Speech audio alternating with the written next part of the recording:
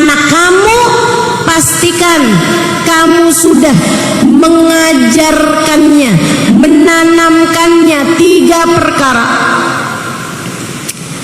Yang pertama, allimu auladakum mahabbat nabiyikum. Ajarkan kepada anak kalian rasa cinta kepada nabi kalian. Ajarin anak kamu biar punya rasa cinta kepada Nabi Muhammad.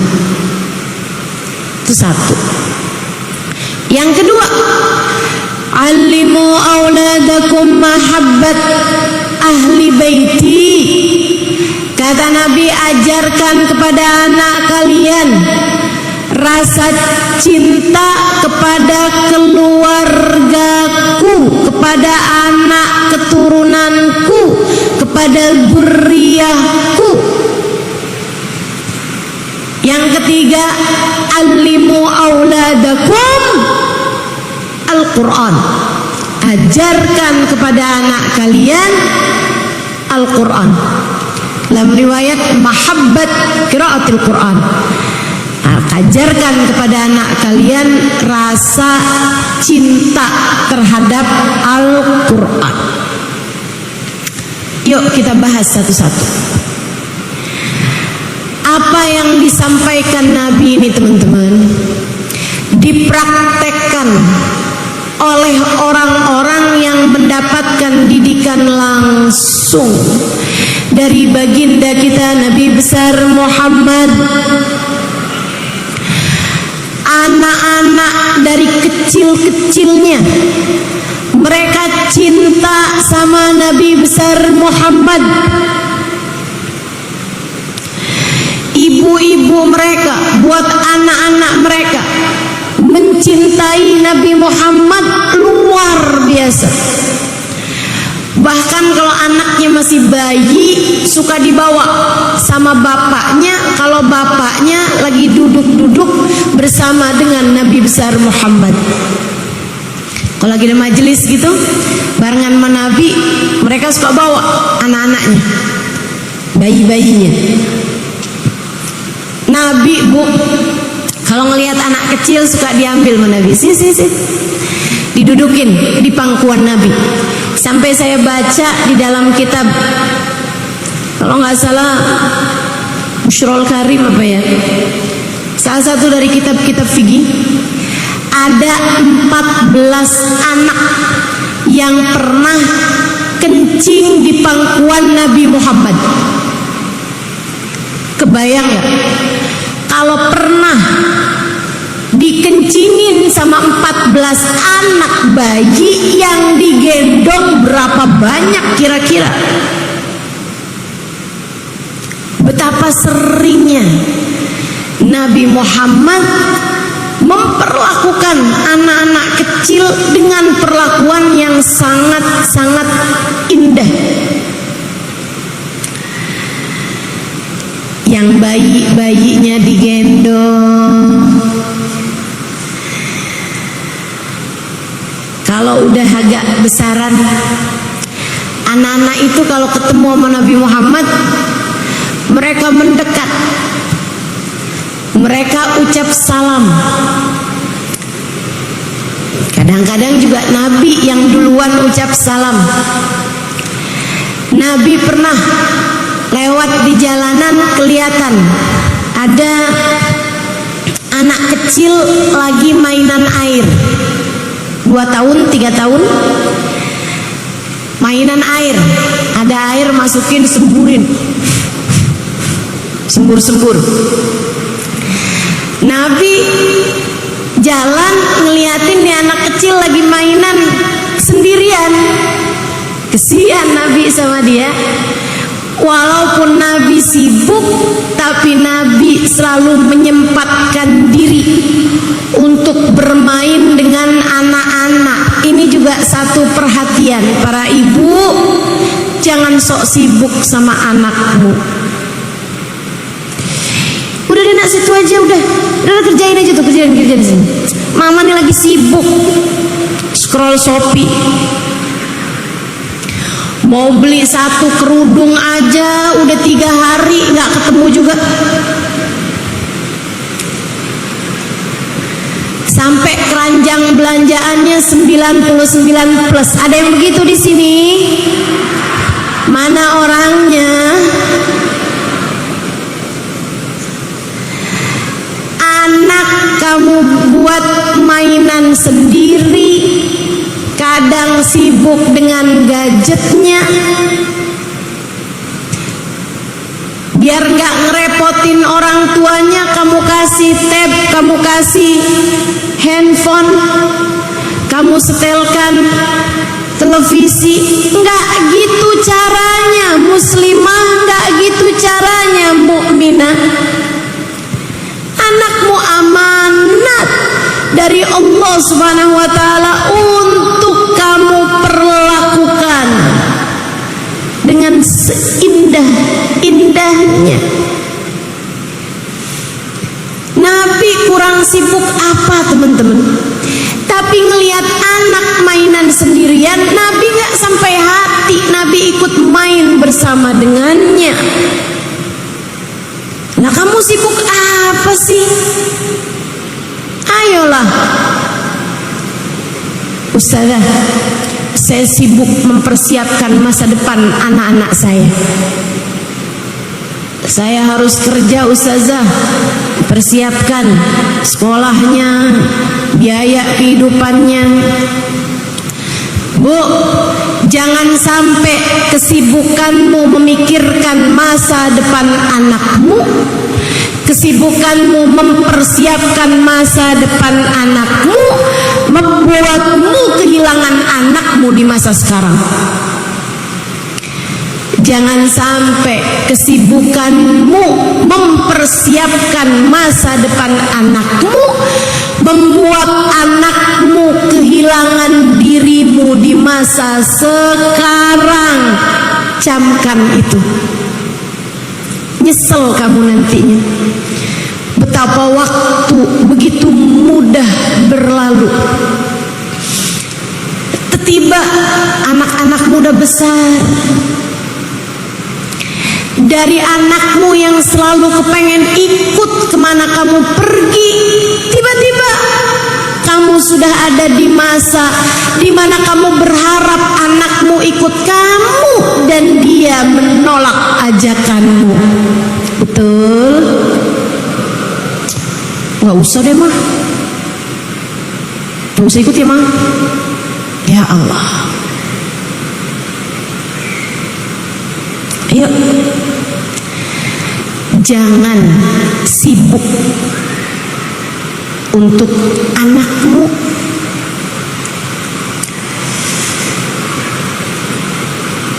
Luangkan waktu, luangkan cinta, luangkan rasa. Biar anak kamu ngerasa kamu menyayanginya. Saya pernah sering ditanya, Ustazah, apa kewajiban orang tua? Satu kalimat, Ustazah. Emang orang-orang kan kadang nanya itu pakai jadi PR gitu. Ustazah, satu kata untuk orang tua. Kenapa harus satu kata? Ustazah, satu kalimat. Kewajiban orang tua. Hanya boleh satu kalimat nih. Baik. Kewajiban orang tua paling utama adalah mengenalkan kasih sayang Allah dan Rasulnya dalam kehidupan sang anak lewat kasih sayangnya kepada mereka. Dia sayangi anaknya sampai ketika anak sudah tahu dan merasakan kasih sayang tersebut, dia bisa bilang, "Nak, mama sayang sama kamu, tapi kamu harus tahu sayangnya Allah kepadamu lebih daripada sayangnya mama sama kamu.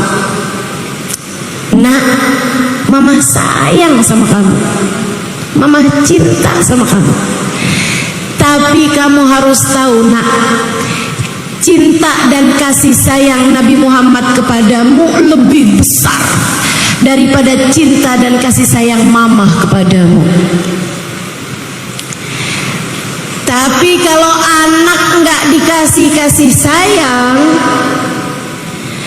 bagaimana bisa kamu mengatakan hal semacam itu? Nah, mama sayang sama kamu.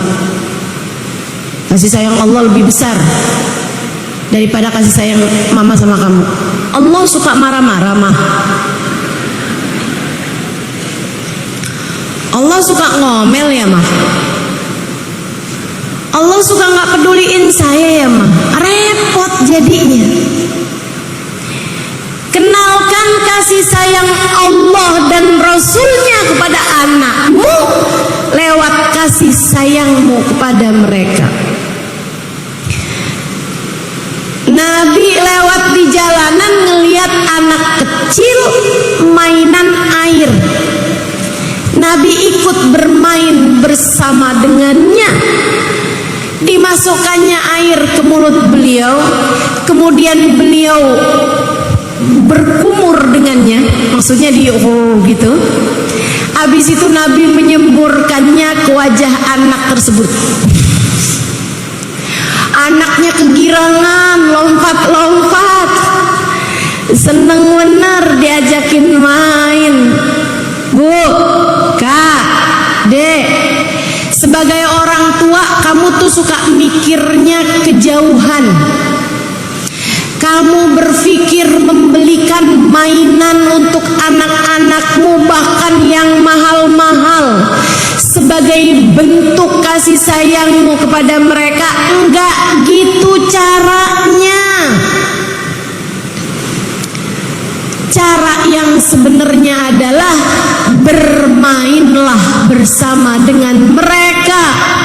Mereka lebih perlu dirimu daripada puzzle. Mereka lebih perlu dirimu daripada apa ya, mainan zaman sekarang, daripada Lego. Mereka lebih perlu kamu daripada mainan mahal apapun.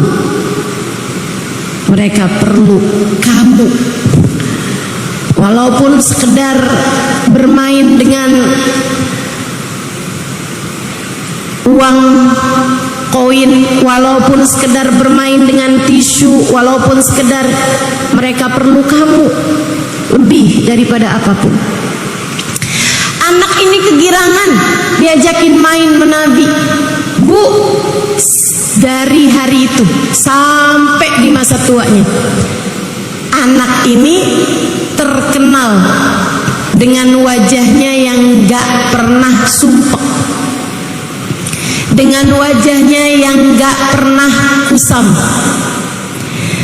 Bahkan para sahabat meriwayatkan, kami kalau lagi sumpek-sumpek hati gitu, lagi kayak muram durja, kami akan cari sahabat ini, kami pandangi wajahnya, maka gelisah kami, galau kami, susah kami hilang hanya dengan memandang wajah seorang yang dulu di masa kecilnya pernah disemburkan air di wajahnya oleh Nabi besar Muhammad.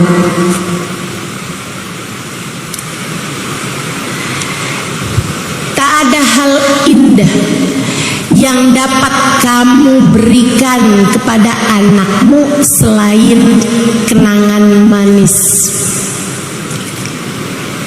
Catat itu, penting.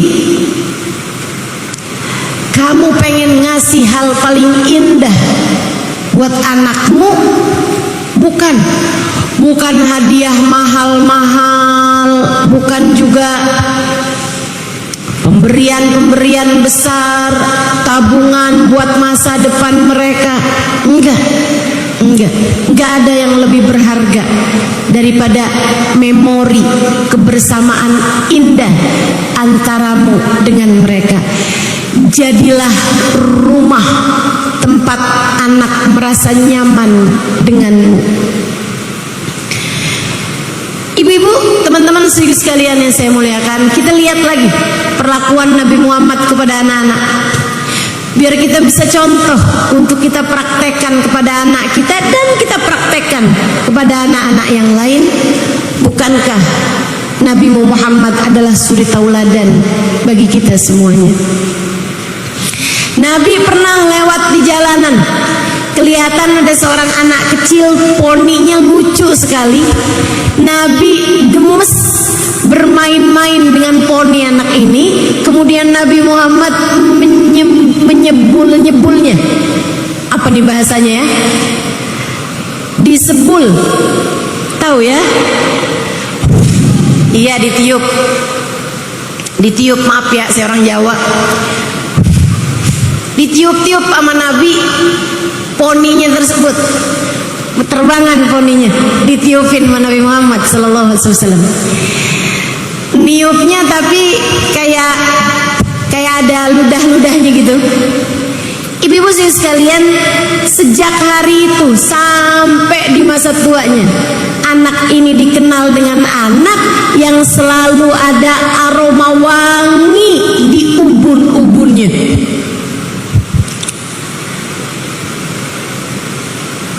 Efek dari Nabi Muhammad bermain-main dengannya. Ibu-ibu sekalian, Nabi Muhammad satu hari di hari raya, ini anak agak gedean, nah kita agak naik nih ya. Satu hari di hari raya, Nabi Muhammad melihat anak-anak kecil sedang bermain-main. Nabi sengaja berjalan-jalan di hari raya tersebut. Habis selesai sholat id, Nabi Muhammad lihat anak kecil pada pakai baju baru, pada main-main. Nabi deketin mereka, kemudian ucap salam. Assalamualaikum warahmatullahi wabarakatuh. Waalaikumsalam warahmatullahi wabarakatuh ya Rasulullah. Udah girang, senang semuanya. Baik semuanya, baik, alhamdulillah Rasul. Salaman sama Nabi Muhammad. Habis itu Nabi tinggalkan mereka. Kelihatan ada seorang anak kecil, umurnya seumuran mereka juga, kayak 7 tahun, 8 tahun gitu, ada di samping tembok rumah orang, ngeliatin, ngintip-ngintip anak yang lagi pada main itu. Nabi mendekatinya, kemudian berkata, "Nak, yang lain lagi pada main, kamu kenapa nggak bermain bersama mereka?" Dia dengan tanpa memandang wajah Nabi, dia main-mainin kukunya yang terlihat ujungnya hitam, kakinya tidak beralas, bajunya udah nggak jelas warnanya, kelihatan udah nggak mandi berapa hari ini anak. Ditanya sama Nabi, "Nak, kok nggak ikutan main sama yang lain?" Anak tersebut menjawab, "Apaan? Mereka punya orang tua ngurusin mereka." Nabi menunduk hingga sejajar sama anak tersebut. Ini juga nih cara berkomunikasi. Bu, kamu kalau ngelihat anak kamu sedih, kamu posisinya mata kamu harus lebih rendah daripada mata anak kamu. Kalau kamu kepengen dia mengungkapkan perasaannya, kesedihannya, emosinya, kemarahannya, jangan kamu minta dia untuk memandang padamu. Jangan kamu bilang, "Kamu kenapa kayak gitu? Lihat mama sini." Udahlah sedih, tambah sedih tuh anak. Biasakan kontak mata dengan anak. Melatih anak tersebut untuk memiliki keberanian menghadapi dunia Dia merasa dunia adalah tempat yang aman baginya. Sebab kalau orang tuanya membuatnya takut, bahkan dari masa anak-anaknya, bagaimana mungkin dia akan merasa bahwa dunia adalah tempat yang aman? Dia nggak merasa aman darimu, bagaimana bisa merasa aman dari selainmu? Ada banyak ibu-ibu nih, nggak pada belajar bagaimana cara mendidik anak. Kerjaannya nakutin anak mulu. Jangan nangis, jangan nangis, ada polisi, ada polisi. Pak polisi, tangkap nih anak saya. Ada yang begitu? Mana orangnya? Alhamdulillah pada ngaku. Kesian anak kamu dari kecil udah ditakut-takutin hal-hal yang bahkan nggak ada gitu. Yang beneran ada aja kamu nggak perlu menakut-nakuti dia, apalagi yang nggak beneran ada, Bu. Nah, cepetan tidur, ntar ada kuntilanak. Ya Allah, Bu, kalau kamu lihat kuntilanak kamu duluan yang kabur. Lagian kan nggak ada itu, nggak ada Ustazah, enggak, saya nggak pernah lihat. Yang ada jin tadi itu ya. Saudariku sekalian yang saya muliakan, Nabi deketi anak tersebut. Nabi menunduk, dipandanginya wajah anak itu dan bertanya, wa aina abuka ya waladi? Memangnya bapak kamu kemana, nak?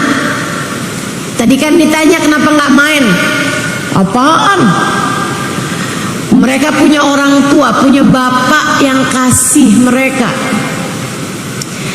Jadi Nabi nanya, memangnya bapak kamu kemana, sayang? Anak tersebut menjawab, Abi mat lamma ghaza ma'a Rasulillah. Bapak saya udah mati waktu pergi perang sama Nabi. Dia bahkan nggak tahu bahwa yang nanya kepadanya adalah Nabi Muhammad. Wa aina ummuka ya waladi? Ibu kamu kemana, nak? Ummi tazawwajat. Ibu saya dah kawin lagi. Udah gak peduli lagi sama saya, punya keluarga yang baru. Perhatian buat para janda. Kamu kalau janda punya anak, jangan mau sama laki-laki yang hanya mau sama kamu tapi gak mau sama anak kamu. Jangan mau. Jangan mau. Sebab laki-laki tersebut kamu bisa menjadi salah satu dari dunianya, tapi bagi anakmu, apalagi kalau dia masih kecil, kamu baginya adalah seluruh dunianya. Kesian, kesian. Sedikit sekalian, Nabi kemudian mengulurkan tangannya. Anak itu meletakkan tangannya di tangan Nabi Muhammad. Nabi kemudian menggandengnya. Nabi Muhammad ajak masuk dia ke rumahnya, membawanya ke rumahnya, kemudian memanggil istrinya Aisyah. Ya Aisyah, mandikan dia, bersihkan tubuhnya, kasih dia makan. Makanan kita hari raya, semua orang ada makanan di rumah mereka. Nabi kemudian bilang, aku akan mencarikan baju untuknya. Nabi berangkat ke rumah Sayyidah Fatimah putrinya. Di sana Nabi ketemu sama Sayyidina Hasan yang usianya saat itu kurang lebih seusia atau badannya kurang lebih sama badannya anak ini. Nabi minta, ini Nabi nih Bu. Nabi bilang sama Sayyidina Hasan, wahai Hasan, di rumahku sedang ada saudaramu nggak punya baju. Bolehkah kamu berikan baju barumu, wahai Hasan, untuk diberikan padanya? Semoga Allah memberimu, memakaikanmu baju baru di akhirat nanti, wahai Hasan. Bu, Nabi nggak janjiin sesuatu yang duniawi, biar anak dari sejak kecil ngerti bahwa hidup di dunia bukan cuma soal dunia. Kamu bakal capek terus kalau kamu selalu yang kamu urusi dari anakmu adalah urusan dunianya aja. Kamu bakalan capek, Bu. Jadi kalau kamu mau menjanjikan sesuatu kepada anakmu, janjikanlah sesuatu yang lebih tinggi. Bikin anak punya niat-niat yang bagus terhadap segala sesuatu. Kayak Nabi nih, Hasan, kasih baju barumu, nak.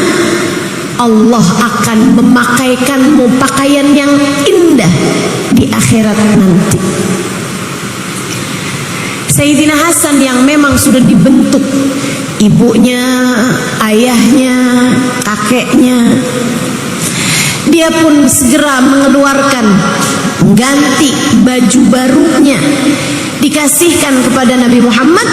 Dia pakai baju yang lama, kemudian baju baru tersebut dibawa sama Nabi Muhammad ke rumah beliau. Kita kan kalau urusan nabung-nabung selalu aja urusannya sama dunia.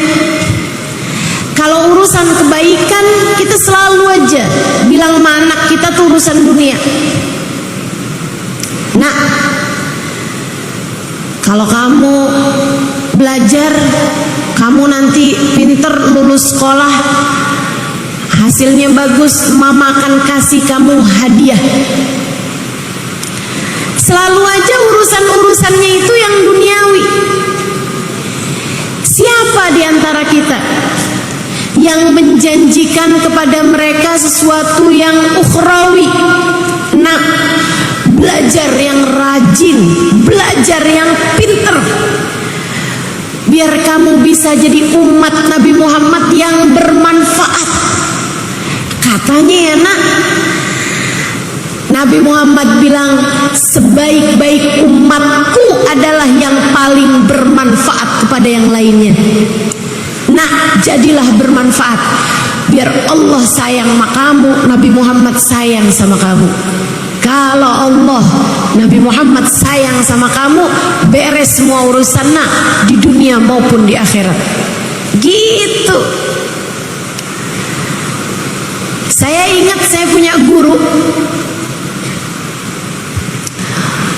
Dulu kalau pagi-pagi anaknya sekolah SD, satu kiai saya di Jawa, dia kasih sama anaknya itu uang. Istrinya ya, istri kiai saya, dia kasih anaknya nih uang.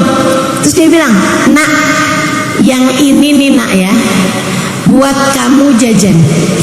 Yang ini buat kamu tabung. Dari mama, buat jadi tabungan mama, tabungan kamu juga. Ini kamu tabung ya nak ya.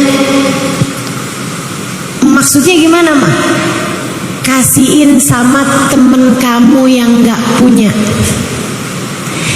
Kasihin sama kalau kamu ketemu pengemis di jalanan, kalau kamu ketemu orang susah di jalanan, kasih ini nak, uang yang ini, biar jadi tabungan kita berdua ya nak ya.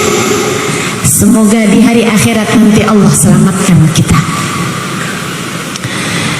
Begitu seharusnya orang yang beriman mengaitkan kehidupan dunia dengan kehidupan akhirat.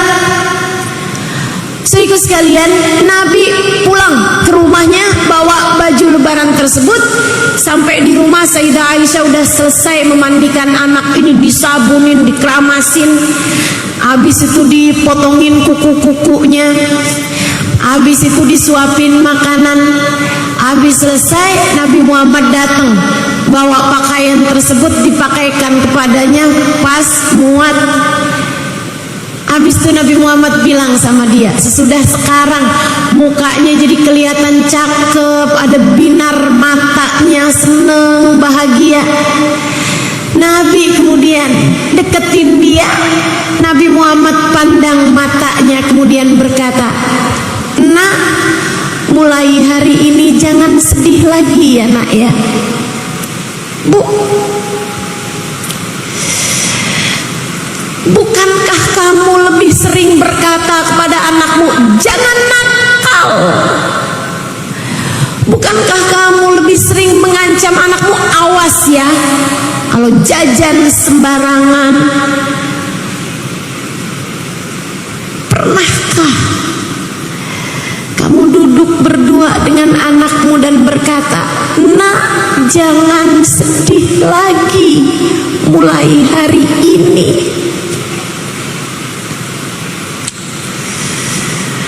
Betapa rindu kita terhadap ajaran Islam terpraktekkan dalam kehidupan kita.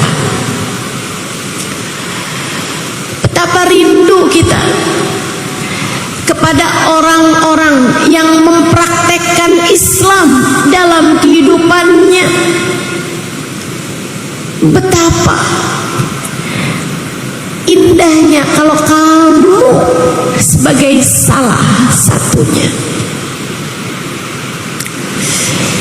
Ini ajaran Islam, Bu, Kak, Dek, Nak. Bukan kekerasan dalam rumah tangga, bukan ancaman-ancaman, bukan hukuman-hukuman. Enggak gitu, enggak gitu. Nabi memandang anak ini kemudian berkata, "Bukan anaknya loh Dek, Kak, Bu, bukan. Anaknya entah siapa." Kamu bisa bayangkan seseorang yang bahkan terhadap anaknya orang, salah satu dari sahabat beliau, yang bahkan dianya tuh nggak ngamalin sunnahnya Nabi. Dia nikah lagi ketika suaminya meninggal, bukan yang ngurusin anaknya, malah sibuk dengan keluarga barunya dan menelantarkan anaknya. Tapi lihat bagaimana perlakuan indah Nabi besar Muhammad. Anakmu tidak perlu patah hati dari dirimu, camkan itu. Anakmu nggak perlu sakit hati dari perlakuanmu ataupun ucapanmu, nggak perlu. Biar anak saya tahu kalau saya ini disiplin, nggak perlu. Anak kamu nggak perlu tahu pencapaianmu, disiplinmu, ketegasanmu, kekerasanmu. Anakmu perlu kasih sayangmu. Anakmu perlu kasih sayang. Kalau saya sayangin Ustazah, anak saya ntar manja. Siapa bilang? Ibu, kamu perlu tahu, saya seumur hidup nggak pernah tahu rasanya dipukul sama abah saya, nggak pernah tahu rasanya dipukul sama ibu saya, nggak pernah tahu. Apakah menurutmu saya perempuan yang manja, nggak bisa ngapa-ngapain gitu? Enggak. Justru sebaliknya, Bu. Tak ada yang lebih diperlukan anak-anakmu daripada kasih sayangmu. Nabi pandangin anak ini. Kemudian Nabi Muhammad berkata, "Jangan sedih lagi ya nak mulai hari ini, sebab untukmu telah digantikan. Aku adalah ayahmu sekarang. Wanita yang memandikanmu tadi, Aisyah, adalah ibumu mulai sekarang. Putriku Fatimah adalah saudarimu mulai sekarang, kakakmu mulai sekarang." Waduh, girang banget, seneng banget. dia langsung pamitan mau main barengan sama teman-temannya. Diizinin sama Nabi, dilari-lari menuju teman-temannya. Kemudian sampai sana dia bilang, "Hei, saya dong sekarang udah punya saudara baru, udah punya ibu baru, udah punya bapak baru." Anak-anak yang lagi pada main tuh berhenti semuanya, ngeliatin dia yang tadinya kelihatan dekil, kelihatan kotor, sekarang udah kelihatan cakep, udah kelihatan segar, pakai baju baru pula. Semua berhenti dari permainannya, kemudian berkata, "Saudara saya dong Fatimah, ibu saya dong Aisyah, ayah saya dong Nabi Muhammad."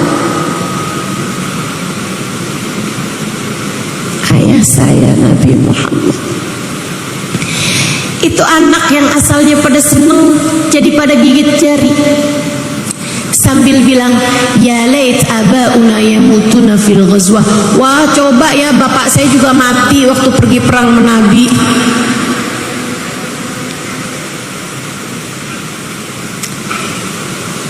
Keindahan perilaku orang tua kepada anak dicontohkan oleh baginda kita Nabi besar Muhammad.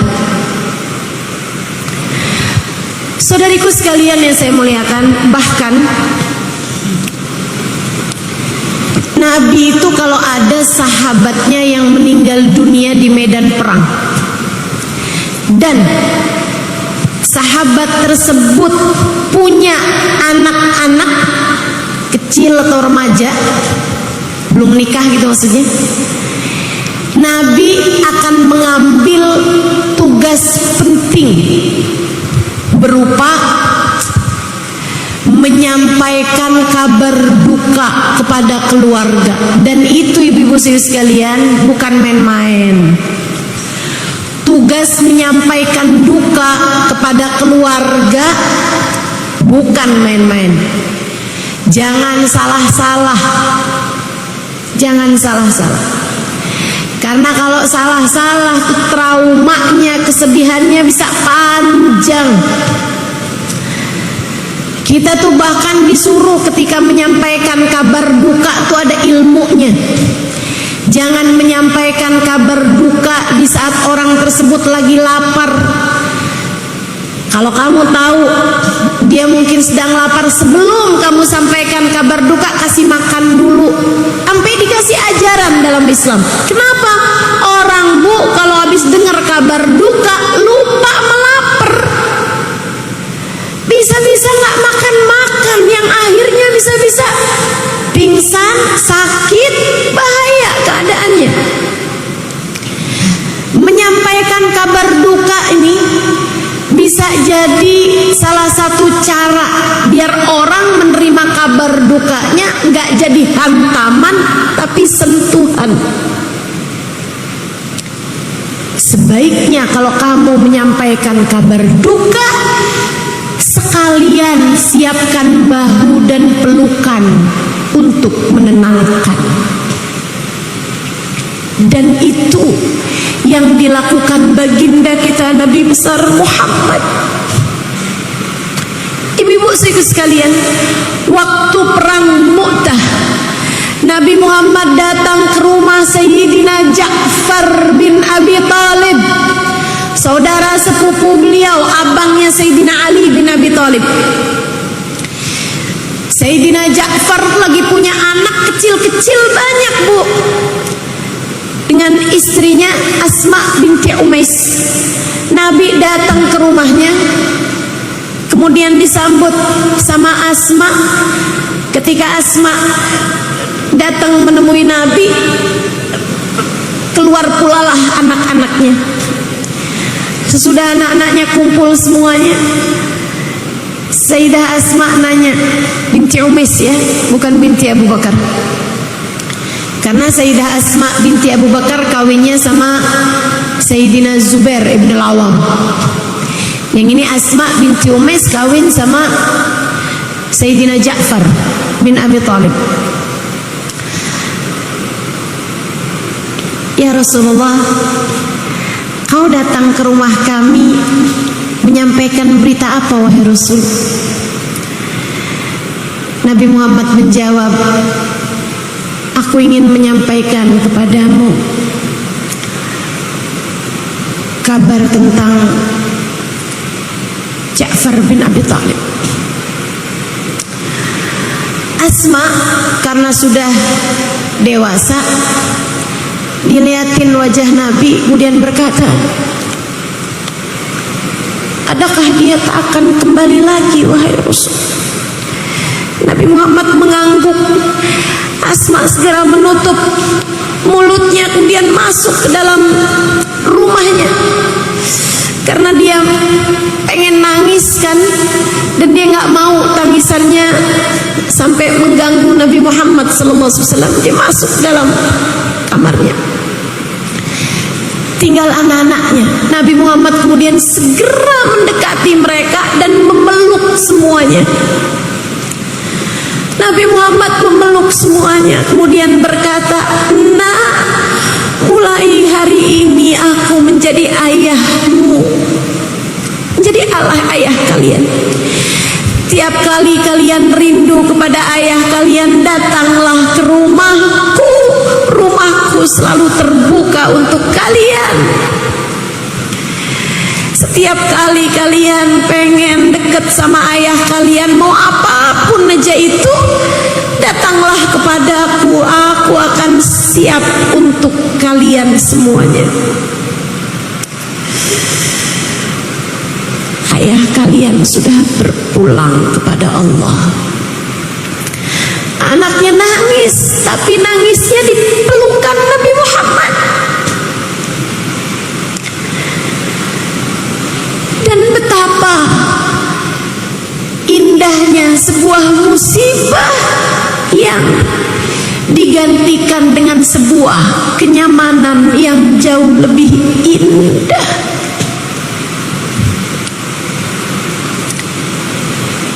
Begitu cara Nabi memperlakukan anak-anak. Kata Sayyidina Anas bin Malik, ma qaharani wala naharani.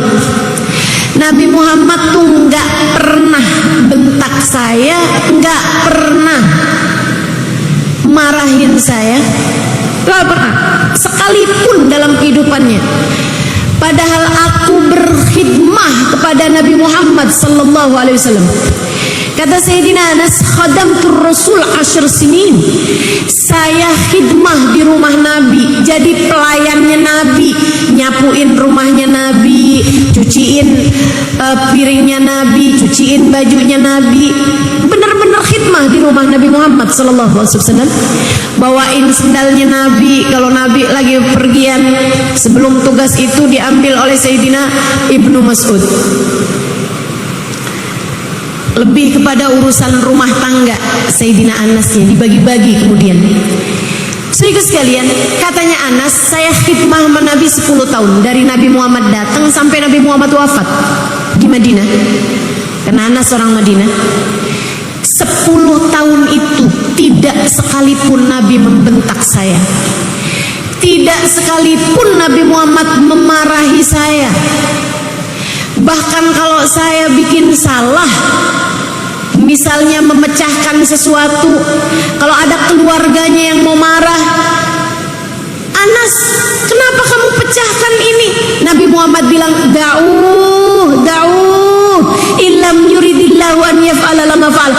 Jangan dimarahin Anasnya, biarin. Kalau Allah tidak menghendaki barang itu pecah, nggak akan pernah pecah. Rumah tempat anak pulang, kamu ibunya, kamu harus menjadi seperti itu bagi anakmu.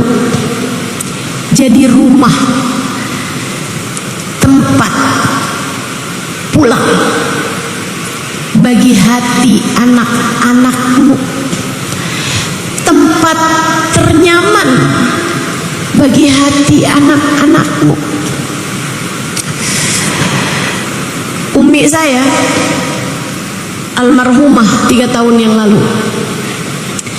Saya kalau lagi ada susah-susah, emang Ustazah pernah susah? Iya. Saya kan juga manusia, Bu. Emang gak boleh susah? Ada aja susahnya kan. Kita masih di dunia kan. Susah seneng ganti-ganti. Akhirat baru, tempat seneng sendiri, tempat susah sendiri. Bainal jannah wan nar, antara surga atau neraka. Tapi kalau di dunia mah normal, semua orang pasti ada susahnya, semua orang pasti ada sedihnya. Bahkan sesudah saya menikah, ibu-ibu sekalian, waktu umi saya masih ada, kalau susah-susah saya pulang ke rumah, saya liatin umi saya. Kadang saya cuma pelukin aja, pelukin. Atau kalau enggak pas umi lagi tidur saya pelukin dari belakang. Saya cium-ciumin tangannya.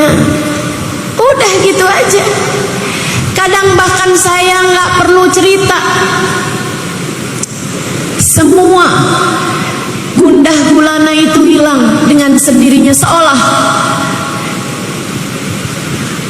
ketika memandang wajah umi saya, dunia masih baik-baik saja. Karenanya Bu, sejak umi saya meninggal, saya sering sedih. Saya ridho tentu saja, apapun keputusan Allah SWT saya ridho.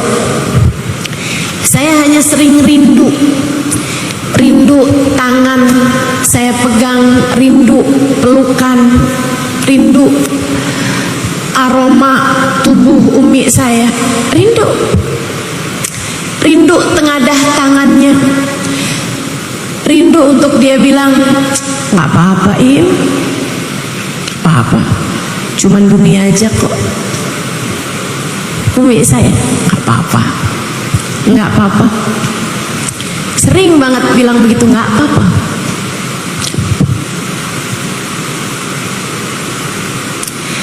Nggak apa-apa Nok, cuman manusia kok gitu, nggak apa-apa. Subhanallah. Saudaraku sekalian yang saya muliakan, saya tahu yang mendengar di sini ada banyak ibu. Yang saya 23 tahun menikah belum atau tidak dikaruniai anak sama Allah SWT.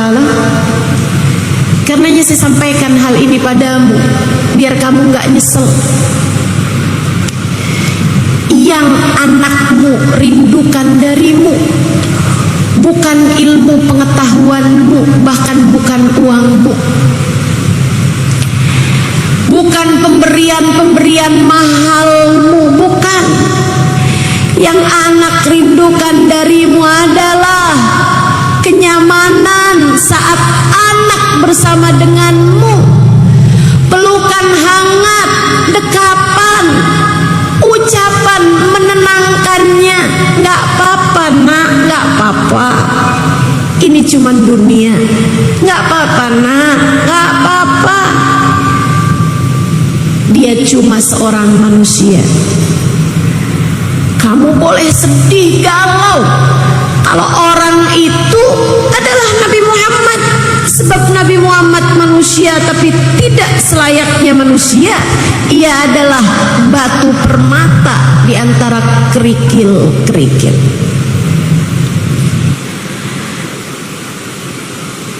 Saudariku sekalian yang saya muliakan, Sayyidina Anas, dia bilang sekali aja Nabi Muhammad menegur saya.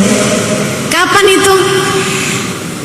Saya dikasih pesan sama Nabi, Anas, tolong ya Anas, kamu pergi ke rumah Fulan bin Fulan, amanat saya nih, sampaikan sama dia. Lebih ya Rasulullah. Nas, umurnya mungkin waktu itu 13-12 tahun gitu Anas. Nas, lebih Rasul, saya buru-buru Nas, ini hajat darurat penting yang cepet ya Nas. Lebek Rasul. Anas, cepet ya Nas. Iya Rasul. Kata Anas, karena Nabi bilangnya cepet ya, saya sampai lari. Lama-lama capek, jalan pelan. Lama-lama capek, jalan pelan. Saat itulah Anas lihat temen-temennya lagi pada main. Anas penasaran, apaan sih itu? Kerumunan. Dia pun masuk sampai di area permainan. Ternyata seru banget. Anas transit di situ. Anas mangkal di situ. Lupa sama pesannya Nabi Muhammad sallallahu alaihi wasallam.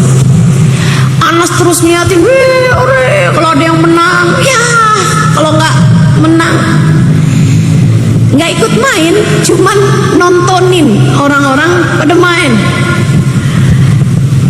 Tinggal Nabi aja di rumah. Lama bener si Anas.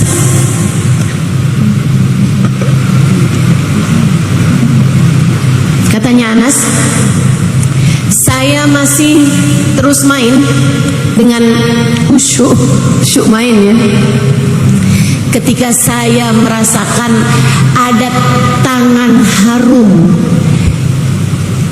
yang menutupi mata saya. Seraya berkata, Ainal wasiya Anas, Ainal wasiya Anas. Mana yang saya pesenin tadi Nas? Mana yang saya pesenin tadi Nas? Dia bilang, saat itulah saya ingat pesannya Nabi Muhammad tadi. Saya pun berbalik dan saya dapati Nabi Muhammad tersenyum. Saya bilang, sekarang ya Rasulullah. Saya kemudian kabur dari situ. Tuh cara Nabi Muhammad menegur, indah. Nggak ada kata-kata kasar, apalagi kata-kata kotor. Bu, nggak gitu caranya, nggak gitu caranya. Kalau bahkan kepada anak yang seharusnya kamu menjadi juara dalam menyayanginya, kamu lontarkan kata-kata kasar, bahkan kata-kata kotor. Bagaimana caramu menunjukkan kasih sayang kepada selain dia? Kalau bukan dari kamu ibunya yang seharusnya jadi juara nomor 1 dalam menyayangi dia, dari siapa lagi kamu pikir anakmu bisa mendapatkan kasih sayang? Kamu pikir siapa yang bisa nyayangin anakmu selain kamu? Pak Camat, siapa yang kamu harap nyayangin anak kamu kalau bukan kamu? Kalau kamunya kasar, kamunya berkata kotor, kamunya keras kepada dia, kamu pukul dia, kamu jewer, kamu hardik dia, kamu kata-katain dia, kamu permalukan dia di hadapan teman-temannya, dari siapa lagi anakmu akan merasakan kasih sayangmu? Saya harap kamu sungguh-sungguh mendengarkan ucapan saya. Nabi sudah mencontohkannya kepada kita. Nabi sudah mencontohkannya kepada kita. Jika bukan kita yang melakukannya, siapa lagi? Bukankah kita adalah umatnya? Bukankah kita adalah umatnya? Cerita terakhir, Nabi Muhammad lewat di jalanan. Ustaz, kok sering banget ya Nabi Muhammad lewat di jalanan? Iya, kan di sekitar jalanan kan ada anak-anak begini begitu, segala macam. Nabi lewat di jalanan, ketika beliau melihat ada seorang anak kecil lagi mainan burung. Nabi deketin dia, disapa sama Nabi. Assalamualaikum. Waalaikumsalam warahmatullahi wabarakatuh ya Rasulullah. Lagi apa kamu nak? Rasul, suara burung saya cakep banget dah Rasul. Sini deh Rasul. Dilihatin Rasul. Suaranya cakep banget kan Rasul? Main-mainan sama burungnya. Burungnya bersenandung, berkicau. Burungnya berkicau. Kata Nabi, nak, kamu tahu nggak? Burung itu nggak lagi berkicau. Terus lagi apa Rasul? Lagi berzikir, nak. Nabi kemudian membawakan ayat Quran, tidak ada sesuatu di atas muka bumi ini, tidak di bumi ataupun di langit, kecuali semua bertasbih kepada Allah Subhanahu wa taala. Walakin la tafqahuna tasbihahum, hanya saja kalian yang tidak memahami suara tasbihnya. Oh gitu Rasul. Jadi ini burung saya bukan berkicau tapi lagi berzikir ya Rasul. Iya nak. Makasih Rasul. Nabi jalan. Cukup besar anaknya, kayak di atas 12 tahunan gitu, di atas itu. Saudaraku sekalian yang saya muliakan, sampai satu hari burung ini mati. Burungnya ini mati. Sebelum itu si anak ini karena memang Nabi Muhammad perlakuannya begitu indah kepada dia jatuh hati sama Nabi Muhammad, mengidolakan Nabi Muhammad. Kalau Nabi Muhammad lagi sholat jamaah, dia selalu ada. Kalau Nabi Muhammad lagi apa-apa, dia selalu ada. Anak belia ini, anak tanggung ini ya. Sampai Nabi itu setiap kali ngelihat dia, Nabi Muhammad bilang gini, ya Zuhair, mada fa'alan Nugair. Hai, nak, apa yang sedang dikerjakan burung kecilmu itu? Lagi berzikir Rasul. Burung saya lagi zikir. Senang girang gitu. Satu hari burungnya mati. Sedih bener. Tapi orang di sekelilingnya kan gak ada yang ngerasain kesedihannya. Lah timbang burung doang segitunya. Bu, anakmu ketika ada beban-beban dalam kehidupannya, kamu jangan pernah mikir bahwa segitu aja loh kamu mikirinnya sampai kayak begitu. Saya kesian, ada banyak anak-anak yang bahkan terganggu sekolahnya, yang bahkan terganggu kehidupannya hanya karena mendapatkan bulian dari teman-temannya yang dia tidak bisa menceritakan kepada orang tuanya. Kenapa? Karena setiap kali dia bercerita apapun kepada ibunya, ibunya cuma bilang, alah cuma segitu aja. Ibunya meletakkan dirinya dalam posisi anaknya. Bu, ujian aja disesuaikan sama level sekolah.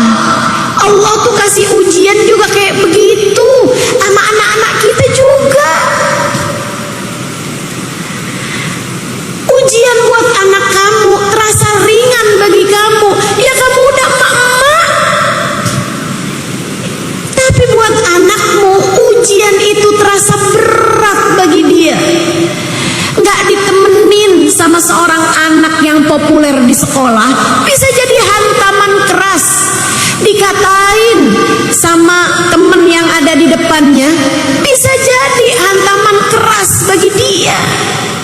Direbut bolpennya, direbut alat tulisnya, bisa jadi itu adalah ujian yang sangat besar bagi dia. Kamu ikut serta menanggungnya seharusnya. Datanglah dalam kehidupan anak-anakmu. Kamu selalu dikasih sinyal kok sama Allah. Bu, kamu seharusnya jadi orang yang paling mengerti anakmu. Kamu seharusnya jadi orang tua yang paling mengerti anakmu. Kalau ngelihat anak begini begitu, coba cari tahu kenapa. Cari tahu. Buat anakmu menceritakan dan hilangkan penghakiman. Jangan juga semua isinya perintah. Kadang anak tidak sedang ingin diperintah, ia hanya ingin didengar. Pinjamkan dua telingamu setiap kali anakmu bercerita. Itu salah satu dari tugas utama menjadi orang tua. Saya sering ditanya, Ustazah, gimana caranya jadi pembicara yang bagus? Saya bilang kamu akan jadi pembicara yang bagus kalau kamu terlatih mendengar.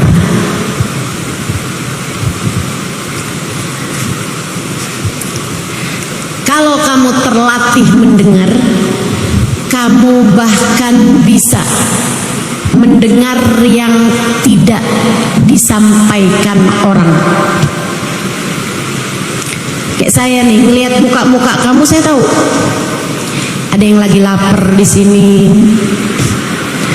ada yang lagi ngantuk di sini.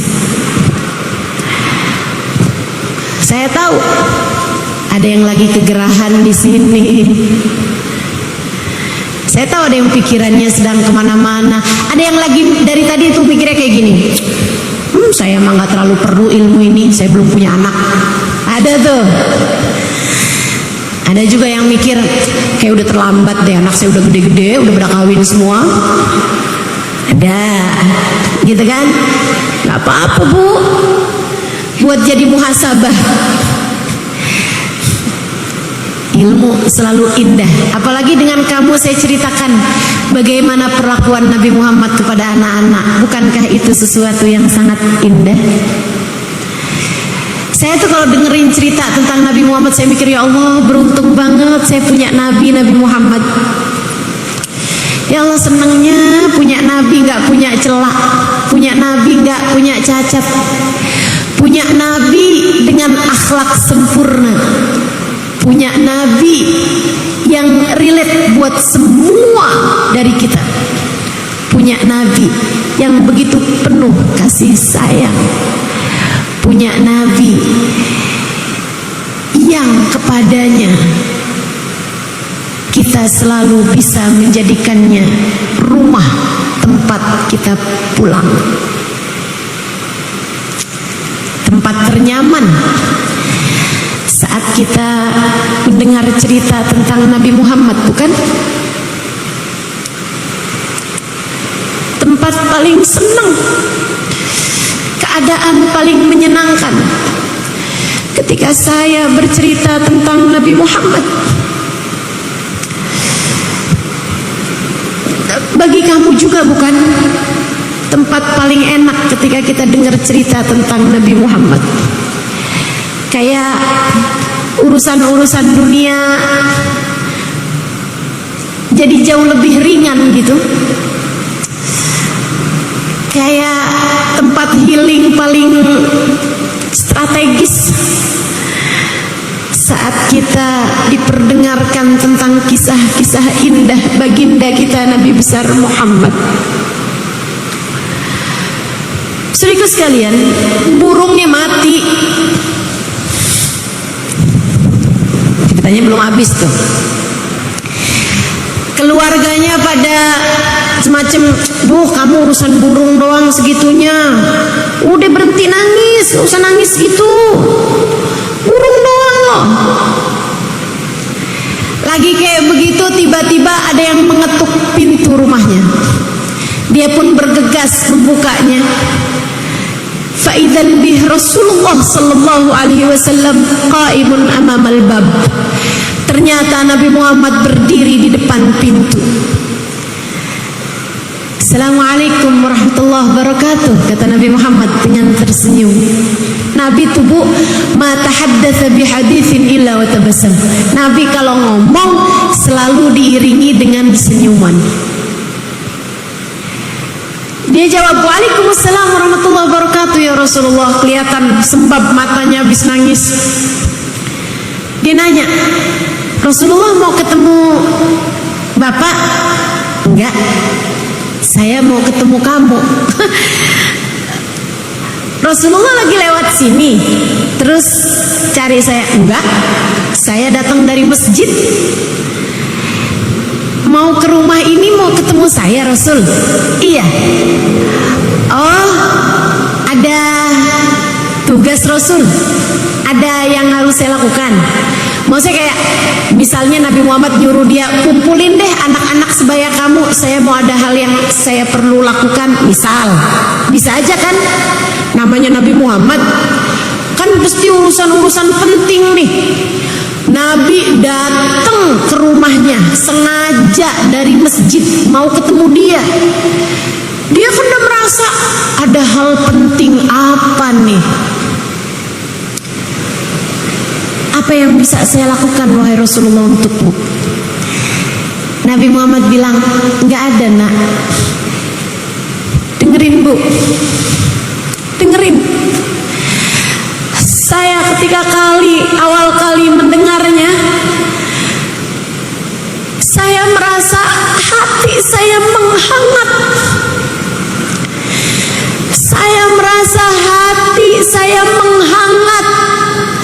Kemudian hangatnya hati saya merembes ke mata saya, membuat mata saya segera dihujani dengan air mata. Duhai, alangkah indahnya dirimu wahai Rasulullah.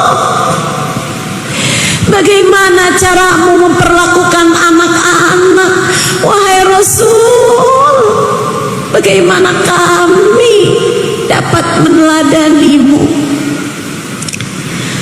Bu, Nabi Muhammad menjawab, "Nah, aku dengar burung kesayanganmu mati, maka aku datang dari rumahku ke rumahmu untuk bertakziah kepadamu dan menghiburmu. Semoga Allah menggantikan untukmu kesenangan yang lain."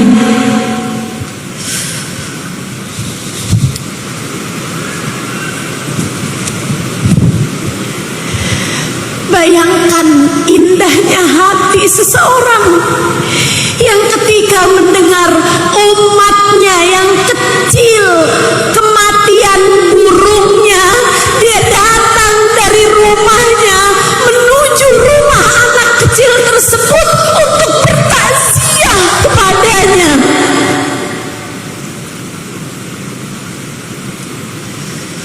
Wabil mu'minina raufur rahim. Terhadap umatnya beliau rauf, nggak tegaan. Rauf, kata orang Jawa, emanan, sayang gitu, mau orang sayang gitu. Rauf, rahim, penuh sayang, penuh cinta. Bagindamu Nabi Muhammad sallallahu alaihi wasallam. Yuk, kita akhiri majelis kita ini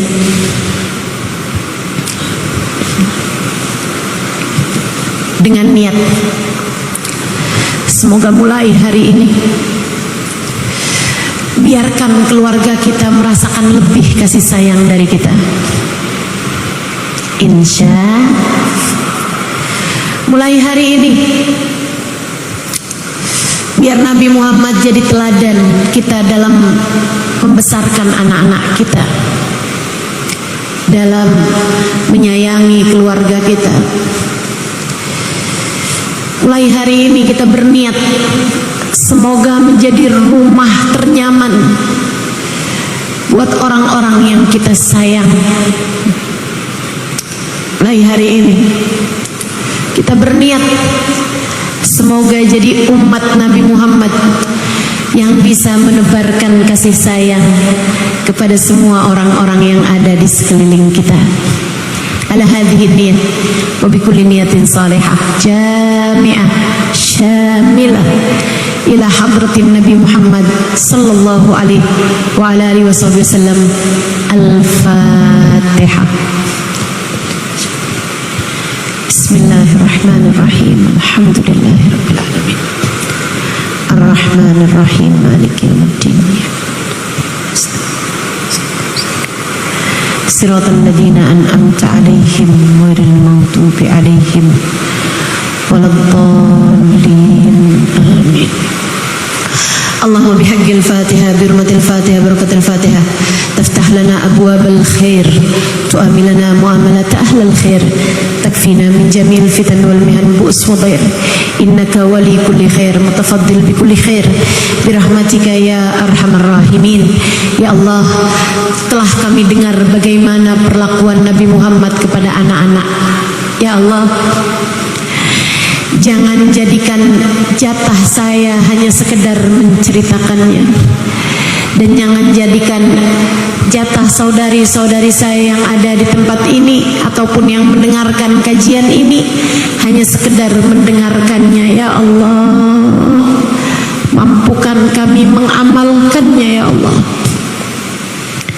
mampukan kami mengamalkannya. Ya Allah, menjadi rumah paling nyaman bagi semua orang-orang yang kami sayang.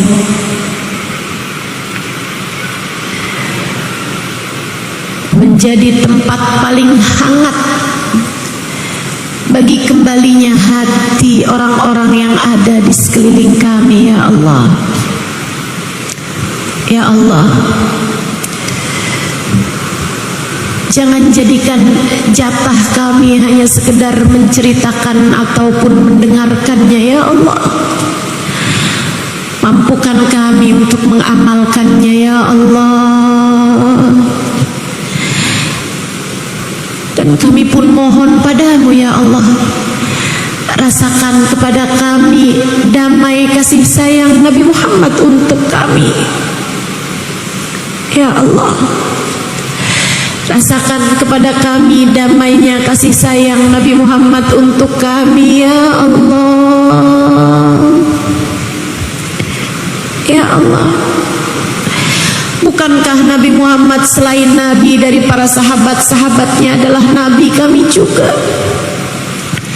Maka bukankah sebagaimana Nabi Muhammad selalu menjadi rumah paling nyaman bagi seluruh sahabat-sahabatnya, bahkan yang paling kecil-kecil di antara mereka? Ya Allah, jadikanlah pula Nabi Muhammad rumah paling nyaman bagi kami. Ya Allah,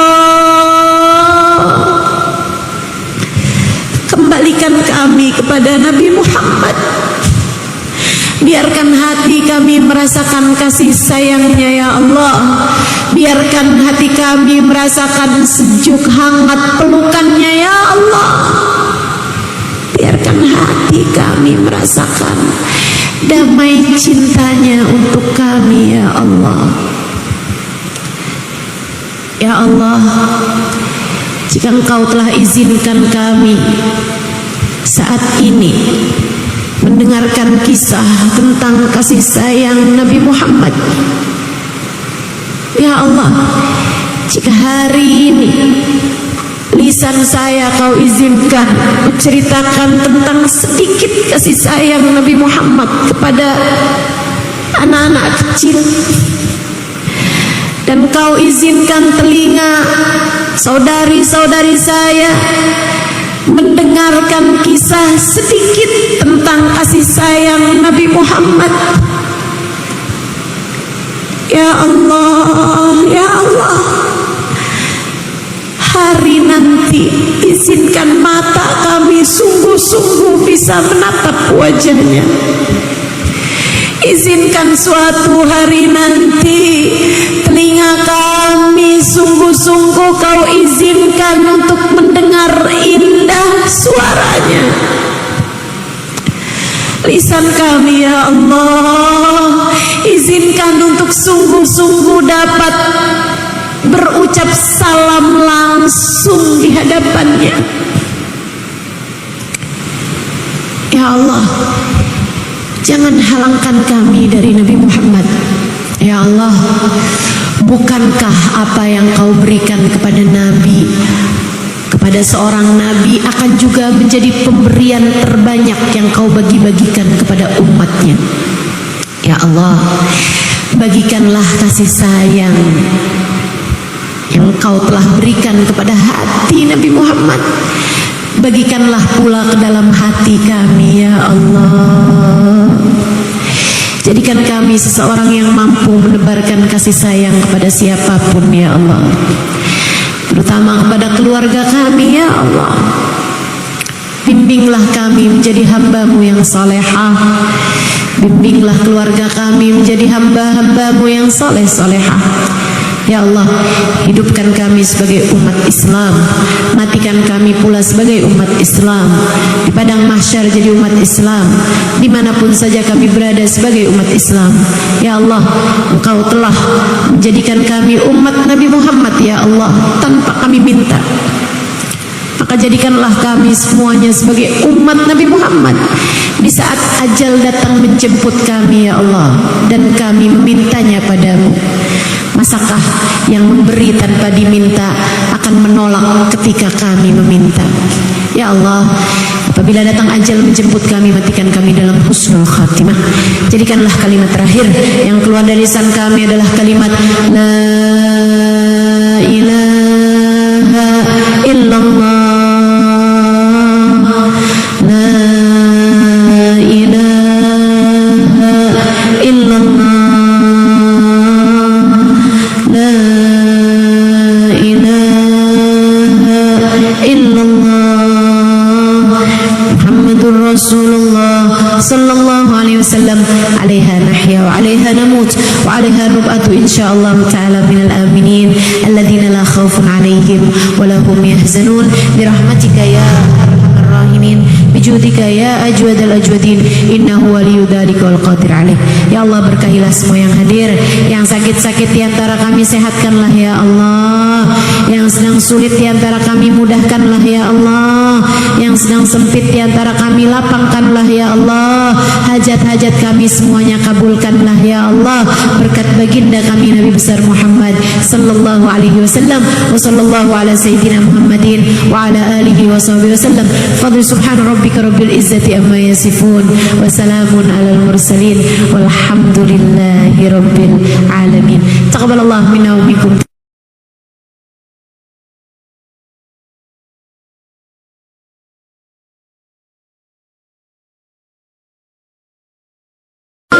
Allimu auladakum salasata khisal. Ajarkan anak kalian 3 perkara. Apa itu Rasul? Diajarin apa nih? Nama-nama ikan? Enggak darurat harus tahu nama-nama ikan. Diajarin apa yang paling penting wahai Rasul?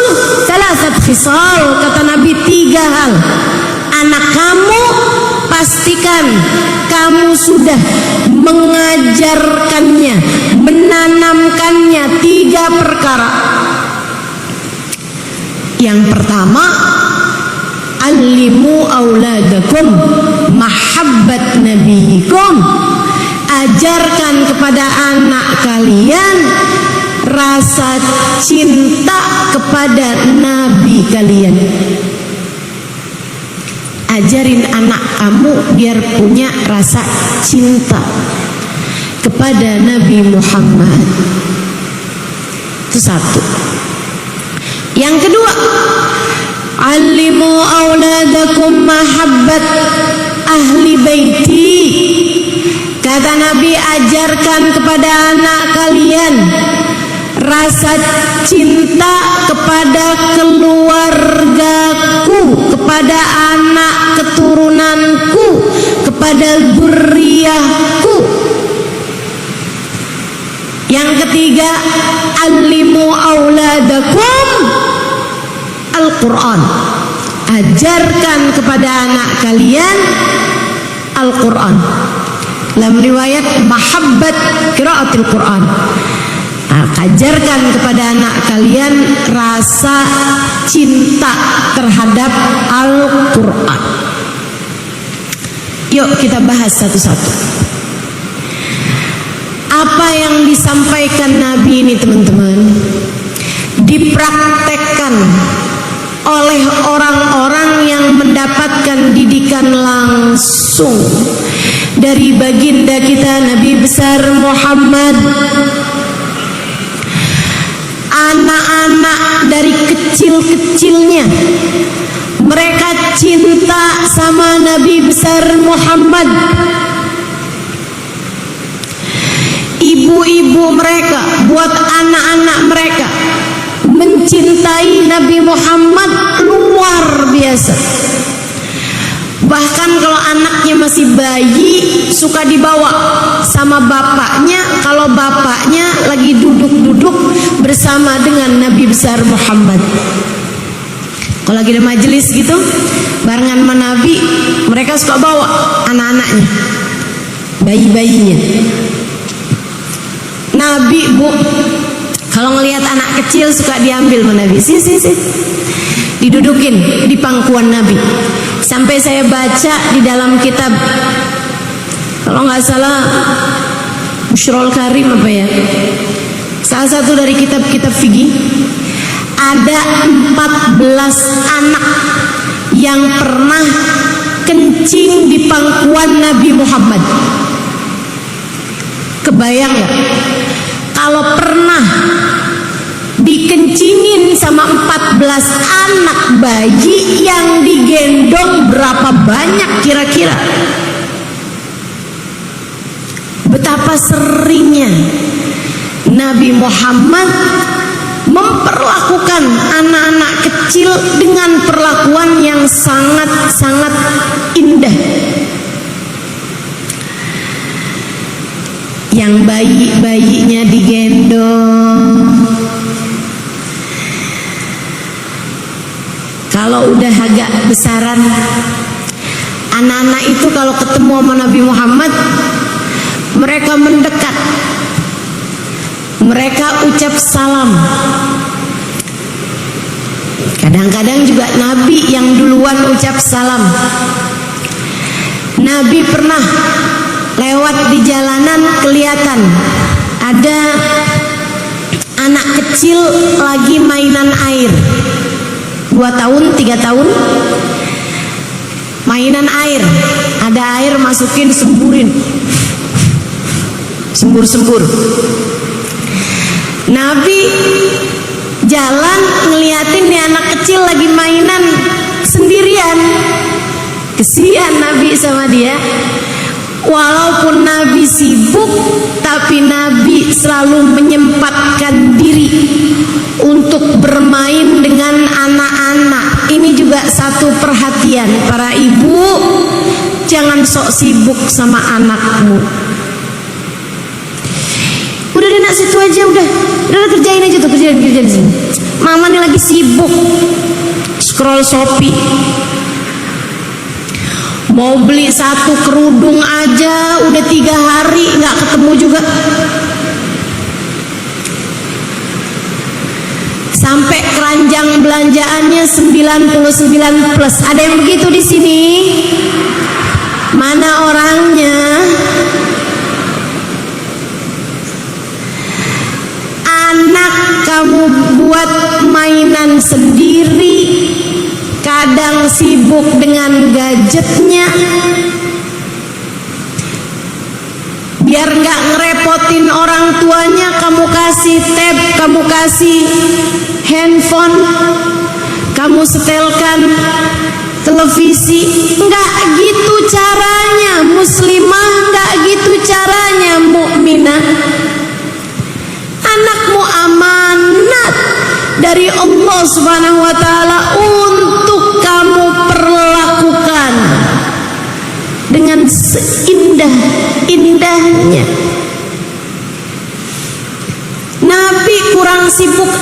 teman-teman. Tapi ngelihat anak mainan sendirian, Nabi nggak sampai hati. Nabi ikut main bersama dengannya. Nah, kamu sibuk apa sih? Ayolah, Ustaz, alimu auladakum salasata khisal. Ajarkan anak kalian 3 perkara. Apa itu Rasul? Diajarin apa nih? Nama-nama ikan? Enggak darurat harus tahu nama-nama ikan. Diajarin apa yang paling penting wahai Rasul? Salasat khisal, kata Nabi, 3 hal. Anak kamu pastikan kamu sudah mengajarkannya, menanamkannya 3 perkara. Yang pertama, alimu auladakum mahabbat nabiyikum. Ajarkan kepada anak kalian rasa cinta kepada nabi kalian. Ajarin anak kamu biar punya rasa cinta kepada Nabi Muhammad. Itu 1. Yang kedua, alimu auladakum mahabbat ahli baiti. Kata Nabi, ajarkan kepada anak kalian rasa cinta kepada keluargaku, kepada anak keturunanku, kepada dzurriyyahku. Yang ketiga, alimu auladakum Al-Quran. Ajarkan kepada anak kalian Al-Quran. Dalam riwayat mahabbat qiraatil Quran. Ajarkan kepada anak kalian rasa cinta terhadap Al-Quran. Yuk kita bahas satu-satu. Apa yang disampaikan Nabi ini teman-teman dipraktekkan oleh orang-orang yang mendapatkan didikan langsung dari baginda kita Nabi besar Muhammad. Anak-anak dari kecil-kecilnya mereka cinta sama Nabi besar Muhammad. Ibu-ibu mereka buat anak-anak mereka mencintai Nabi Muhammad luar biasa. Bahkan kalau anaknya masih bayi suka dibawa sama bapaknya, kalau bapaknya lagi duduk-duduk bersama dengan Nabi besar Muhammad. Kalau lagi ada majelis gitu barengan sama Nabi, mereka suka bawa anak-anaknya, bayi-bayinya. Nabi, Bu, kalau ngelihat anak kecil suka diambil sama Nabi. Si. Didudukin di pangkuan Nabi. Sampai saya baca di dalam kitab, kalau nggak salah Bushrul Karim apa ya, salah satu dari kitab-kitab fikih, ada 14 anak yang pernah kencing di pangkuan Nabi Muhammad. Kebayang nggak? Kalau pernah dikencingin sama 14 anak bayi, yang digendong berapa banyak kira-kira? Betapa seringnya Nabi Muhammad memperlakukan anak-anak kecil dengan perlakuan yang sangat-sangat indah. Yang bayi-bayinya digendong. Kalau udah agak besaran, anak-anak itu kalau ketemu sama Nabi Muhammad, mereka mendekat, mereka ucap salam. Kadang-kadang juga Nabi yang duluan ucap salam. Nabi pernah lewat di jalanan, kelihatan Ada anak kecil lagi mainan air, 2 tahun 3 tahun, mainan air, ada air masukin, semburin, sembur. Nabi jalan ngeliatin nih anak kecil lagi mainan sendirian, kesian Nabi sama dia.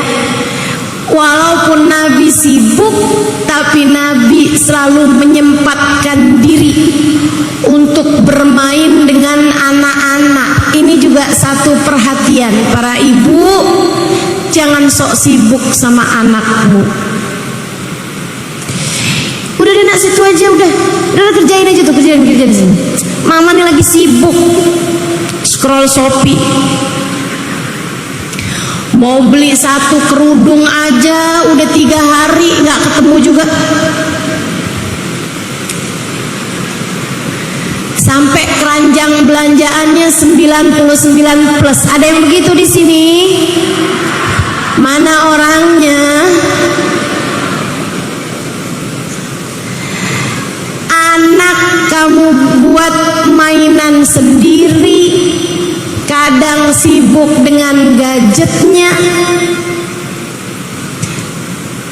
Biar nggak ngerepotin orang tuanya, kamu kasih tab, kamu kasih handphone, kamu setelkan televisi. Nggak gitu caranya muslimah, nggak gitu caranya mukminah. Anakmu amanat dari Allah Subhanahu wa ta'ala untuk kamu perlakukan dengan seindah-indahnya.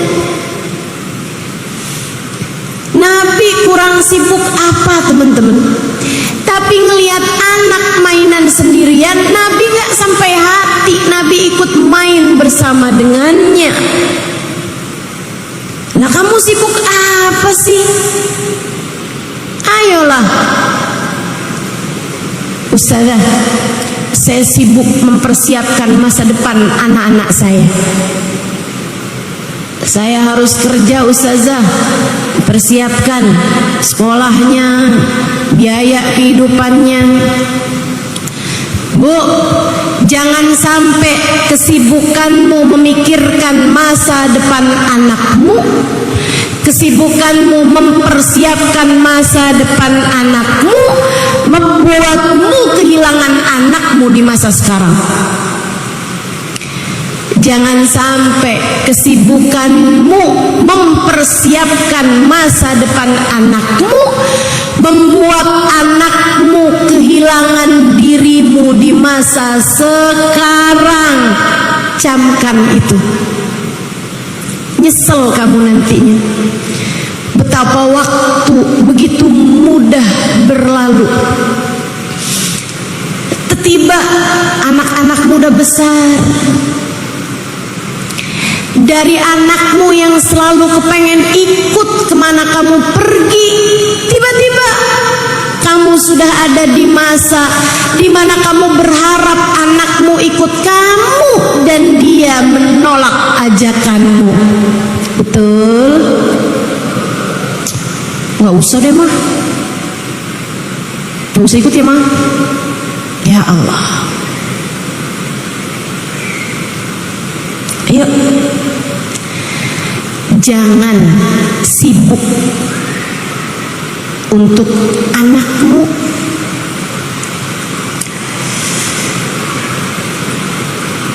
Luangkan waktu, luangkan cinta, luangkan rasa, biar anak kamu ngerasa kamu menyayanginya. Saya pernah sering ditanya, Ustazah, apa kewajiban orang tua? Satu kalimat, Ustazah. Emang orang-orang kan kadang nanya itu pakai jadi PR gitu. Ustazah, satu kata untuk orang tua. Kenapa harus satu kata? Ustazah, satu kalimat. Kewajiban orang tua. Hanya boleh satu kalimat nih. Baik, kewajiban orang tua paling utama adalah mengenalkan kasih sayang Allah dan Rasul-Nya dalam kehidupan sang anak lewat kasih sayangnya kepada mereka. Dia sayangi anaknya sampai ketika anak sudah tahu dan merasakan kasih sayang tersebut, dia bisa bilang, "Nak, Mama sayang sama kamu, tapi kamu harus tahu sayangnya Allah kepadamu lebih daripada sayangnya Mama sama kamu. Nak, Mama sayang sama kamu, Mama cinta sama kamu. Tapi kamu harus tahu, Nak, cinta dan kasih sayang Nabi Muhammad kepadamu lebih besar daripada cinta dan kasih sayang Mama kepadamu." Tapi kalau anak nggak dikasih kasih sayang, bagaimana bisa kamu mengatakan hal semacam itu? Nah, Mama sayang sama kamu. Kasih sayang Allah lebih besar daripada kasih sayang Mama sama kamu. Allah suka marah-marah, mah. Allah suka ngomel ya, mah. Allah suka nggak peduliin saya ya, mah. Repot jadinya. Kenalkan kasih sayang Allah dan Rasul-Nya kepada anakmu lewat kasih sayangmu kepada mereka. Nabi lewat di jalanan ngelihat anak kecil mainan air. Nabi ikut bermain bersama dengannya. Dimasukkannya air ke mulut beliau, kemudian beliau berkumur dengannya, maksudnya gitu. Habis itu Nabi menyemburkannya ke wajah anak tersebut. Anaknya kegirangan, lompat-lompat, seneng benar diajakin main. Bu, Kak, Dek, sebagai orang tua kamu tuh suka mikirnya kejauhan. Kamu berpikir membelikan mainan untuk anak-anakmu, bahkan yang mahal-mahal, sebagai bentuk kasih sayangmu kepada mereka. Enggak gitu caranya. Cara yang sebenarnya adalah bermainlah bersama dengan mereka. Mereka lebih perlu dirimu daripada puzzle. Mereka lebih perlu dirimu daripada apa ya, mainan zaman sekarang, daripada Lego. Mereka lebih perlu kamu daripada mainan mahal apapun. Mereka perlu kamu. Walaupun sekedar bermain dengan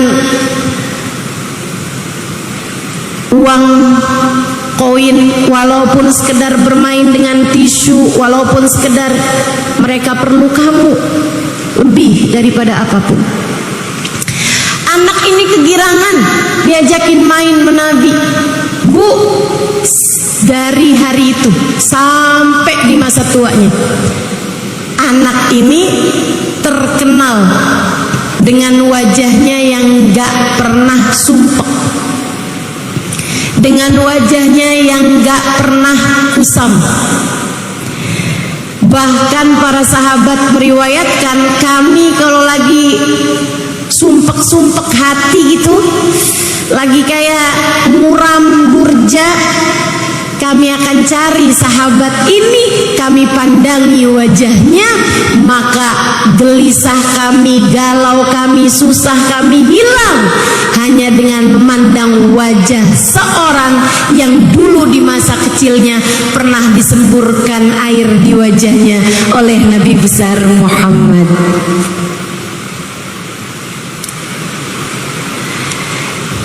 Tak ada hal indah yang dapat kamu berikan kepada anakmu selain kenangan manis. Catat itu, penting. Kamu pengen ngasih hal paling indah buat anakmu, bukan hadiah mahal-mahal, bukan juga pemberian besar, tabungan buat masa depan mereka. Enggak ada yang lebih berharga daripada memori kebersamaan indah antaramu dengan mereka. Jadilah rumah tempat anak merasa nyaman denganmu. Ibu-ibu, teman-teman sekalian yang saya muliakan, kita lihat lagi perlakuan Nabi Muhammad kepada anak-anak, biar kita bisa contoh untuk kita praktekkan kepada anak kita dan kita praktekkan kepada anak-anak yang lain. Bukankah Nabi Muhammad adalah suri tauladan bagi kita semuanya? Nabi pernah lewat di jalanan, kelihatan ada seorang anak kecil, poninya lucu sekali. Nabi gemes bermain-main dengan poni anak ini. Kemudian Nabi Muhammad menyebulnya. Apa nih bahasanya ya? Disebul. Tahu ya? Iya, ditiup. Ditiup, maaf ya, saya orang Jawa. Ditiup-tiup sama Nabi poninya tersebut, terbangan poninya, ditiupin sama Nabi Muhammad sallallahu alaihi wasallam. Niupnya tapi kayak ada ludah-ludahnya gitu. Ibu-ibu sekalian, sejak hari itu sampai di masa tuanya, anak ini dikenal dengan anak yang selalu ada aroma wangi di ubun-ubunnya.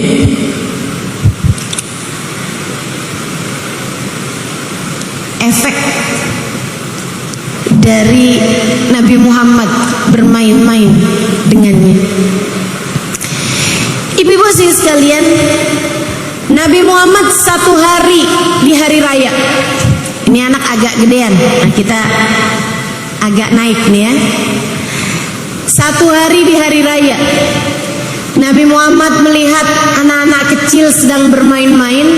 Nabi sengaja berjalan-jalan di hari raya tersebut. Habis selesai sholat id, Nabi Muhammad lihat anak kecil pada pakai baju baru, pada main-main. Nabi deketin mereka, kemudian ucap salam. Assalamualaikum warahmatullahi wabarakatuh. Waalaikumsalam warahmatullahi wabarakatuh ya Rasulullah. Udah girang, senang semuanya. Baik semuanya, baik, alhamdulillah Rasul. Salaman sama Nabi Muhammad. Habis itu Nabi tinggalkan mereka.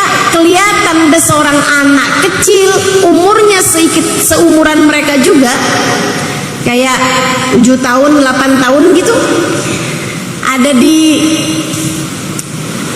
samping tembok rumah orang, ngeliatin, ngintip-ngintip anak yang lagi pada main itu.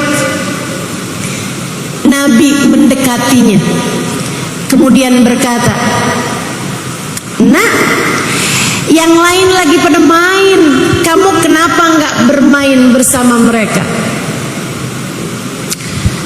Dia dengan tanpa memandang wajah Nabi, dia main-mainin kukunya yang terlihat ujungnya hitam, kakinya tidak beralas, bajunya udah nggak jelas warnanya, kelihatan udah nggak mandi berapa hari ini anak. Ditanya sama Nabi, "Nak, kok nggak ikutan main sama yang lain?" Anak tersebut menjawab, "Apaan? Mereka punya orang tua ngurusin mereka." Nabi menunduk hingga sejajar sama anak tersebut. Ini juga nih cara berkomunikasi. Bu, kamu kalau ngelihat anak kamu sedih, kamu posisinya mata kamu harus lebih rendah daripada mata anak kamu. Kalau kamu kepengen dia mengungkapkan perasaannya, kesedihannya, emosinya, kemarahannya, jangan kamu minta dia untuk memandang padamu. Jangan kamu bilang, kamu kenapa kayak gitu? Lihat mama sini. Udahlah sedih, tambah sedih tuh anak. Biasakan kontak mata dengan anak. Melatih anak tersebut untuk memiliki keberanian menghadapi dunia. Dia merasa dunia adalah tempat yang aman baginya. Sebab kalau orang tuanya membuatnya takut, bahkan dari masa anak-anaknya, bagaimana mungkin dia akan merasa bahwa dunia adalah tempat yang aman? Dia nggak merasa aman darimu. Bagaimana bisa merasa aman dari selainmu? Ada banyak ibu-ibu nih, nggak pada belajar bagaimana cara mendidik anak. Kerjaannya nakutin anak mulu. Jangan nangis, jangan nangis, ada polisi, ada polisi. Pak polisi tangkep nih anak saya. Ada yang begitu? Mana orangnya? Alhamdulillah pada ngaku. Kesian anak kamu dari kecil udah ditakut-takutin hal-hal yang bahkan nggak ada gitu. Yang beneran ada aja kamu nggak perlu menakut-nakuti dia, apalagi yang nggak beneran ada, Bu. Nah, cepetan tidur, ntar ada kuntilanak. Ya Allah, Bu, kalau kamu lihat kuntilanak kamu duluan yang kabur. Lagian kan nggak ada itu, nggak ada Ustazah. Enggak, saya nggak pernah lihat. Yang ada jin tadi itu ya. Saudariku sekalian yang saya muliakan, Nabi deketi anak tersebut. Nabi menunduk. Dipandanginya wajah anak itu dan bertanya, wa aina abuka ya waladi? Memangnya bapak kamu kemana, nak? Tadi kan ditanya kenapa nggak main. Apaan? Mereka punya orang tua, punya bapak yang kasih mereka. Jadi Nabi nanya, memangnya bapak kamu kemana, sayang? Anak tersebut menjawab, abimat lamma ghaza ma'a Rasulillah. Bapak saya udah mati waktu pergi perang sama Nabi. Dia bahkan nggak tahu bahwa yang nanya kepadanya adalah Nabi Muhammad. Wa aina ummuka ya waladi? Ibu kamu kemana, nak? Ummi tazawwajat. Ibu saya udah kawin lagi. Udah gak peduli lagi sama saya, punya keluarga yang baru. Perhatian buat para janda. Kamu kalau janda punya anak, jangan mau sama laki-laki yang hanya mau sama kamu tapi gak mau sama anak kamu. Jangan mau. Jangan mau. Sebab laki-laki tersebut kamu bisa menjadi salah satu dari dunianya, tapi bagi anakmu, apalagi kalau dia masih kecil, kamu baginya adalah seluruh dunianya. Kesian, kesian. Saudara sekalian, Nabi kemudian mengulurkan tangannya. Anak itu meletakkan tangannya di tangan Nabi Muhammad. Nabi kemudian menggandengnya. Nabi Muhammad ajak masuk dia ke rumahnya, membawanya ke rumahnya, kemudian memanggil istrinya Aisyah. Ya Aisyah, mandikan dia, bersihkan tubuhnya, kasih dia makan. Makanan kita hari raya, semua orang ada makanan di rumah mereka. Nabi kemudian bilang, aku akan mencarikan baju untuknya. Nabi berangkat ke ke rumah Sayyidah Fatimah putrinya. Di sana Nabi ketemu sama Sayyidina Hasan yang usianya saat itu kurang lebih seusia atau badannya kurang lebih sama badannya anak ini. Nabi minta, ini Nabi nih Bu. Nabi bilang ke Sayyidina Hasan, wahai Hasan, di rumahku sedang ada saudaramu nggak punya baju. Bolehkah kamu berikan baju barumu, wahai Hasan, untuk diberikan padanya?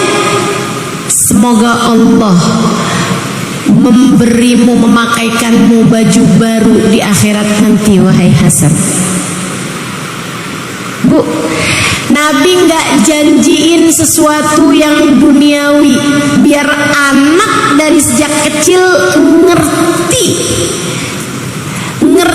bahwa hidup di dunia bukan cuma soal dunia. Kamu bakal capek terus kalau kamu selalu yang kamu urusi dari anakmu adalah urusan dunianya aja. Kamu bakalan capek, Bu. Jadi kalau kamu mau menjanjikan sesuatu kepada anakmu, janjikanlah sesuatu yang lebih tinggi. Bikin anak punya niat-niat yang bagus terhadap segala sesuatu. Kayak Nabi nih, Hasan, kasih baju barumu nak, Allah akan memakaikanmu pakaian yang indah di akhirat nanti. Sayyidina Hasan yang memang sudah dibentuk ibunya, ayahnya, kakeknya, dia pun segera mengeluarkan, mengganti baju barunya, dikasihkan kepada Nabi Muhammad. Dia pakai baju yang lama, kemudian baju baru tersebut dibawa sama Nabi Muhammad ke rumah beliau. Kita kan kalau urusan nabung-nabung selalu aja urusannya sama dunia. Kalau urusan kebaikan kita selalu aja bilang sama anak kita tuh urusan dunia. Nah, kalau kamu belajar, kamu nanti pinter lulus sekolah, hasilnya bagus, mama akan kasih kamu hadiah. Selalu aja urusan-urusannya itu yang duniawi. Siapa di antara kita yang menjanjikan kepada mereka sesuatu yang ukhrawi? Nah, belajar yang rajin, belajar yang pinter, biar kamu bisa jadi umat Nabi Muhammad yang bermanfaat. Katanya ya nak, Nabi Muhammad bilang sebaik-baik umatku adalah yang paling bermanfaat kepada yang lainnya. Nah, jadilah bermanfaat, biar Allah sayang sama kamu, Nabi Muhammad sayang sama kamu. Kalau Allah, Nabi Muhammad sayang sama kamu, beres semua urusan nak, di dunia maupun di akhirat. Gitu. Saya ingat saya punya guru. Dulu kalau pagi-pagi anaknya sekolah SD, satu kiai saya di Jawa, dia kasih sama anaknya itu uang. Istrinya ya, istri kiai saya, dia kasih anaknya nih uang. Terus dia bilang, nak, yang ini nih nak ya, buat kamu jajan.